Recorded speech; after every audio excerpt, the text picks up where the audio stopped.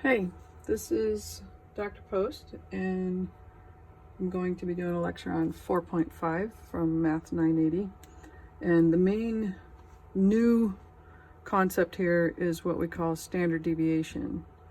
So, just so that you kind of understand what standard deviation refers to, if you have a list of numbers, you already know how to find the mean, the median, the mode. And there are a couple questions in this homework assignment that have you do that. But the reason we find something like a mean is to figure out the average of all the numbers. So let's say I had a classroom full of 30 students and I wanted to know the average age. And I had students who were, as young as 17 and as old as 60. And maybe the average age is somewhere around 28. And that's kind of good to know, that's information, okay? So if I were to plot that on a curve and say, well, the average age in the class is 28, an interesting secondary question is, well, how close do the ages really hover around that 28? So maybe almost everyone was pretty close to 28. Perhaps they were, between 30 and 26. So what this means is that my standard deviation is 2. It means that almost everyone fell within 2 years of the age of 28. If I put another 2 on there, then this would be 32 and 24. And what happens is, notice that this curve goes down, so this is a smaller area. There are fewer people that are this far away from the average of 28, and even fewer people that are, let's say, this far away from that age. Anyway, and this is just a rough example, but just to give you a visual, the standard deviation gives us information about how far most of the data points, so in this example, most of the people in the class are from the average age of that class, okay? So mathematically speaking, it's a pretty intense formula to figure out the standard deviation of things, of numbers. The formula is on your formula sheet, but I'm going to go through and give you an illustration of how to work the formula. So I'm going to start with problem 3. I recommend you start with problem 3. Unless you get through this whole video, and that's fine, then you can go back and start with problem 1. But 3 just jumps right into the entire formula for standard deviation. So let's say I have the numbers 37, 39, 41, 36, and 37. So the first thing I would want to do is find their mean. So I would simply add up 37 plus 39 plus 41 plus 36 plus 37. And then divide that by 5 because there are 5 numbers. And so my mean is 38. So this is what we do to find the standard deviation. And I recommend that you get yourself a big piece of paper and you make yourself a big chart, because it's easy to make a small mistake and then it ruins the whole thing. So I'm going to list all of my numbers here, and I'm going to call those numbers X, because those are the original numbers, okay? My mean is 38, and in statistics we would call that X bar. Well, let's do that, X bar. We don't necessarily have to use that notation, but it kind of makes it easier to see how the chart goes. So my mean is 38. So for the next column, I want to take each of my numbers X and subtract the mean, which I'm calling X bar. So in other words, 37 minus 38. So let me do this in a different color pen. So for each one, actually, I'll just rewrite it here. So I'm going to go 37 minus 38 equals -1. 39 minus 38 equals 1. 41 minus 38 equals 3. 36 minus 38 equals -2. 37 minus 38 equals -1. So the next column, I'm going to take the answers I got here and I'm going to put the answers in parentheses and then square them. So in other words, my -1, I'm going to put it in parentheses and square it. Put this in parentheses and square it. The reason I put it in parentheses is because it will end up squaring the negative as well, so that all your answers in this column should be positive. So -1 squared is -1 times -1, which gives me a +1.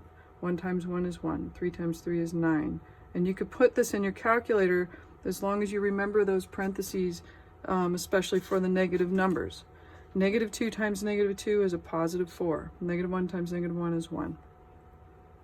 Okay, so now what I want to do is I want to add all of these up. And the notation for that is this symbol here, which means to sum all of the answers from x minus x bar squared.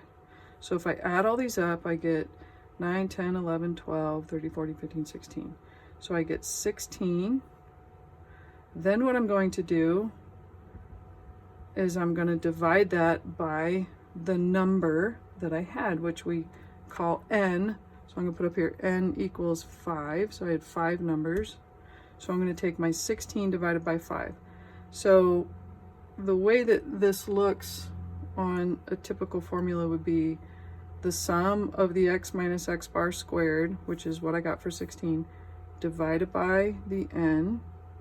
So in this case would be 16 divided by 5. And let's see, what do I get for that? 16 divided by 5 is 3.2. And then the very last thing I'm going to do is I'm going to take the square root of that. So the entire formula would be something like this. Now on the formula sheet, I haven't looked at it. They may use slightly different notation, but it ends up being the same thing. So I'm going to get 16 over 5 under the square root, which is 3.2 under the square root, which ends up being, let's see, 1.789. In this particular problem, they wanted us to round to the nearest thousandth. So that would be 3 places. So that's it. And if I were you, I would maybe freeze this video for a second and write down these steps. And if you take the time to write them out, you will be more likely to keep track of everything and get the answer first time around, instead of, you know, making a mistake and not remembering where it was and having to redo it again and again and again. So what does this mean, this standard deviation? What it means is that if I took my original normal curve, for this problem, my mean, my average was 38. So within one standard deviation of the mean, you're going to have 68% of all of your original numbers, typically, okay? Well, how far is it from here to here? It's 1.789 more than the 38. So this would be a 39.1789. And this would be whatever 38 minus 1.789 is, which is about 36.3-ish, something like that, okay?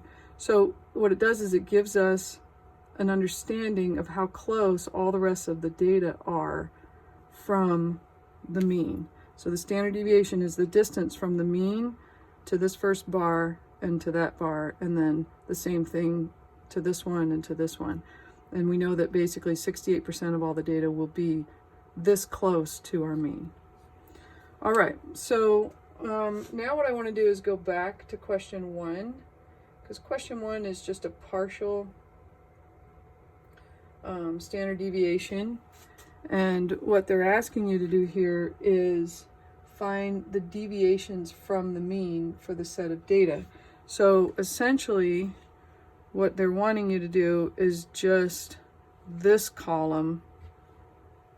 So I'm going to leave those labels there and put my new data in. And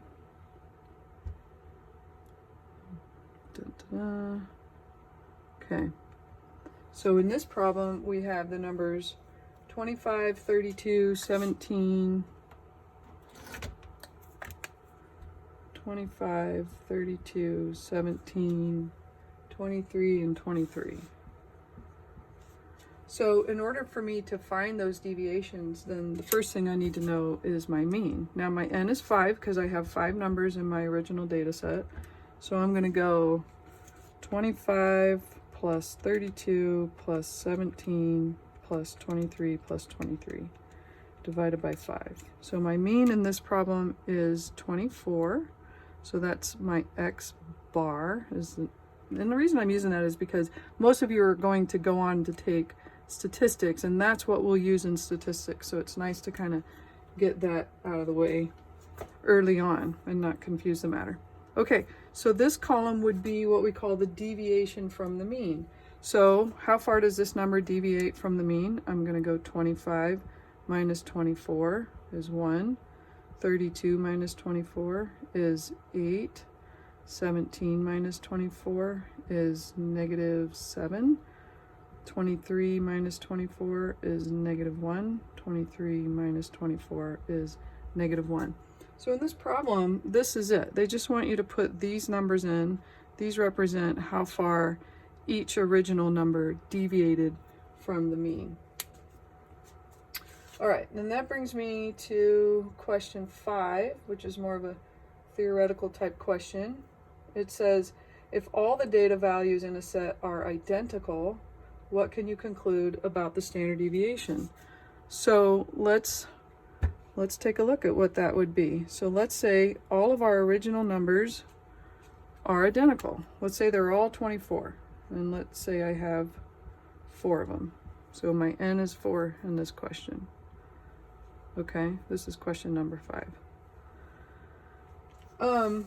So what can you conclude about the standard deviation? Well, notice in this step, my mean, if I did 24 plus 24 plus 24 plus 24, and then divided that by 4, I would get 24. So my mean is the same as each number. So my deviation in each case would be 0, because 24 minus 24 equals 0. If I followed through with the formula, my next step would be to square that answer. So 0 times 0 is still 0. Then my next step would be to sum my answers from this column. So 0 plus 0 plus 0 plus 0 would be 0. And then my last step would be, and then divide that by n, which in this case is 4. So 0 divided by 4 is still 0. And then my last step would be to square root that number.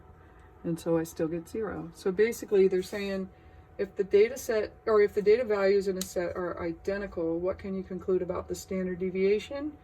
Well, your standard deviation would be 0. In other words, generally speaking, how far does each number deviate from the original mean? Well, they don't, because your original mean is 24 and all your numbers are 24, so they don't deviate from that point. So hopefully that is starting to make sense to you. Okay, so I'm going to jump ahead to problem number 7, which is a little bit different than what we've been doing. 7 and 8 use a different formula, and this is where they're coming from. So if I, let's say I had a mean, my x bar is my mean of 24. And let's say I had a standard deviation, which the abbreviation would be S. So this is my standard deviation of 1, okay? Then I would say, all right, here's my mean in the middle. So 1 standard deviation would make this a 25, 26, 27. And this would be a 23, 22, 21. And what that tells me is 68% of all my data will be within 1 unit of the 24, so it'd be between 23 and 25. This next one turns out is going to be about 95% of all data. So this becomes pretty powerful for us, okay? And these scores are what we call X scores because they actually represent something in particular. So let's say this was you know, the ages of people in my class. Maybe my class average age was 24 and the standard deviation was 1, which means most people are between the ages of 23 and 25. So this means something. These numbers are meaningful. But what we can also do is we can convert them to what we call z-scores. So a z-score kind of loses the meaning of the original number, and it just puts it in terms of where we are on the graph. So 0 would be in the middle. I'm 0 standard deviations away from the middle. Then this would be 1 standard deviation away, 2, 3. So all we're doing is we're talking about position on the picture in terms of how many standard deviations away from the mean we are. And this is also 1 away, this is 2 away, this is 3 away, but we use negatives to refer to the fact that we're moving in the left direction, okay? So z-scores convert the numbers that actually have meaning, like someone's age, to how many spaces away from the middle they are. And we have a formula that would convert an x-score to a z-score, and it goes like this. So z equals x minus the mean of the x's divided by the standard deviation. So if I look at question 7, it says, in the wild, monkeys eat an average of 24 bananas a day. So they just told me that the average number of bananas is 24. With a standard deviation of 3. So they just told me that the standard deviation was 3. One monkey eats only 17. So that's a specific monkey. That would be the plain old x equals 17. What is the z-score for this monkey? So in order for me to convert this to a z-score, so let me put this on a picture so that you see visually what's happening. My average is 24. My standard deviation is 3, which means this would be a 27, a 30, a 33. This would be a 21, an 18, and a 15. So I'm subtracting 3 each time that way, adding 3 each time that way, okay? So they've got this monkey who's a 17. Well, where would 17 be? It would be right about here, you know, just to the left of the 18, right? What would be that z-score? So just by inspecting, you know, we know that this is a z-score of 0. This is 1, -1, -2, -3. So we can already guess that this monkey, oh, I'm sorry, I'm on the wrong side here. Oh no, that was right. I just flipped myself around for a second. Give me a sec. 15. Yeah. So a score of 17 would be somewhere here, right? In between the 15 and the 18. So if we know that's a -2, that's a -3 for the 18 and the 15 and the 21, then my guess is that the z-score for this score of 17 is going to be somewhere between -2 and -3. So it'll be -2 point something. So that'll give us something to anticipate as we're doing this problem. So here we go. I'm going to have z equals, my x value was the monkey, this individual monkey, minus the average number of bananas is 24, divided by the standard deviation is 3. So on my calculator, I'm going to go 17 minus 24 equals, divided by 3 equals, and I get -2.33, which is what we had anticipated, right? So that's the z-score. Now, as a follow-up question, they say, what is the number of bananas the monkey eats unusually low? So here's the deal, okay? If you get a z-score that's beyond, oh, I didn't know my red didn't work. Okay. If you get a z-score that's further away than 2 standard deviations on either side, so in other words, it's outside of this area, then it's considered unusual. So this area is unusual. It means it just doesn't happen very often, okay? So if you get a score that's beyond the 2 on either side, then it's considered unusual. So is this unusual? The answer is yes, it's unusual. And that's it, all right? So, and in this case, it's unusually low because it's on the left side. If it had been here, it would have been unusually high. All right, good luck with that, and I'll see you next time.